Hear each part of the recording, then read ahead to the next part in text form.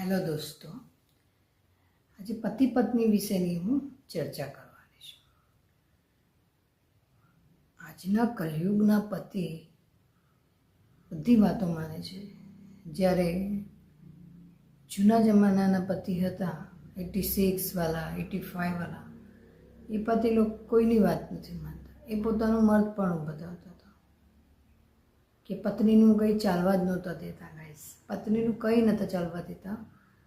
પતિ કરે એ જ સાચું, એમની મરજી પ્રમાણે થવું જોઈએ. ઘરમાં બધો વહીવટ એમના હાથમાં જ હોવો જોઈએ, પતિના હાથમાં હોવો જોઈએ. આજના કલયુગમાં દરેક નવા દંપતિ, નવા પતિ, ન્યૂ જનરેશનના જે છોકરાઓ છે એ બધી પત્નીને સપોર્ટ બી કરે છે અને પત્ની સાથે વિચારધારણા કરીને બધું આગળ ડગલું ભરે છે અને પત્નીને બધી વાતમાં સપોર્ટ કરે છે.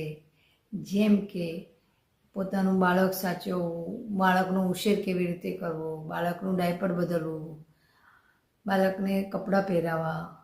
અગર પત્ની કોઈ કામમાં બીજી હોય તો પતિ બધું કરી નાખે છે. જૂના જમાનાના પતિઓ આ બધું કામ નહોતા કરતા કે આ બધું કામ અમારું નથી, આ બધું કામ છે બૈરાઓનું કામ છે, એટલે આ બધું બૈરાઓ જ કરે.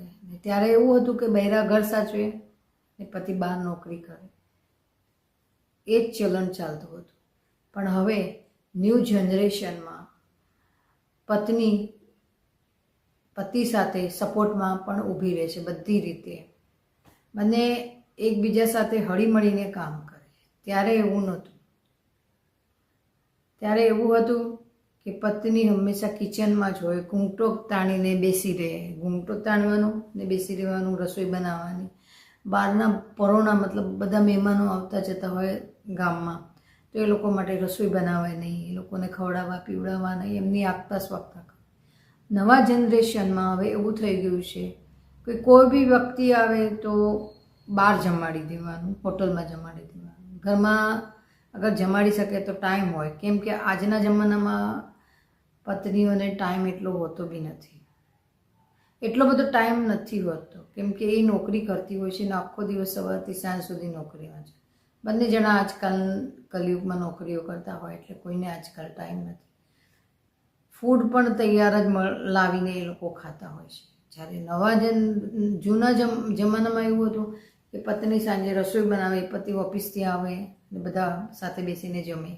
અત્યારે તો સાથે બેસવાનો બી ટાઈમ નથી હોતો કોઈનો, એકલા બધા જમી લેતા હોય છે.